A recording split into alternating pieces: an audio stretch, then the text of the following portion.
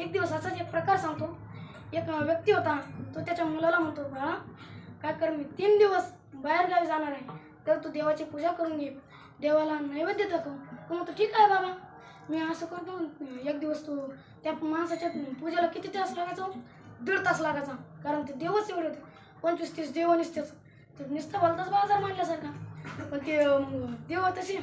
तो एक दिवस म्हणला ठीक आहे, करू आपण पूजा करायला बसतो. दुसऱ्या दिवशी त्याला 1.5 तास लागतो. ते म्हणतो दुसऱ्या दिवशी आपण काय अशी पूजा करायची नाही, इतकं चोंबाळीत बसायचं, देवाला घ्यायचं, त्याला पाणी लावायचं, डबल त्याला गंध लावायचं, असं लावण्यात 1.5 तास जातो. आपला किती वेळ व्हायला जातो.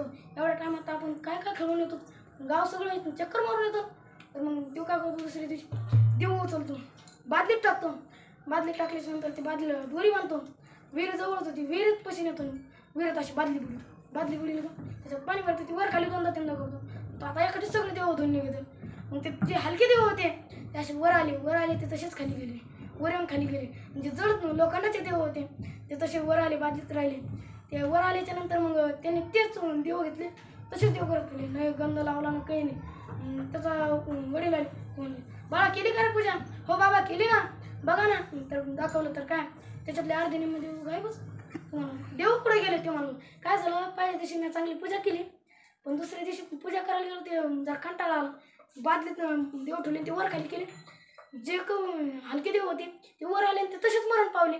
जे जड देव होते मग त्यांना उचलून आणून ठेवलं. मग त्याच्यामुळे त्या देवांना सुतक पडल्यामुळे त्यांना काही गंध लावलाच नाही.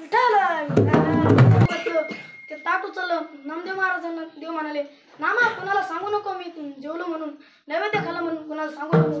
नामदेव महाराज म्हणले ठीक आहे, मी सांगत नाही, पण मी जेव्हा पण बोलन तेव्हा तुम्हाला माझ्यासमोर हजर राहावं लागेल. देव म्हणाले ठीक आहे.